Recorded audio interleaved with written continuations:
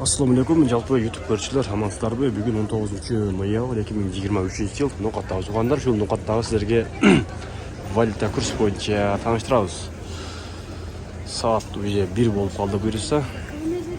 Доскрада банкет бүгүн берели. Бүгүн базар күнү. Ал эми рубль болсо 4.980 экен жугандар. Доллар 89.10, евро 96.00. Мына жугандар көрүп алыңыздар. Бүгін дағы biraz түшүптүр. Буюрса эртең биринчи күндөн ошол жуманын жан күндөрүнөн буюрса көтөрүлсө керек кайра.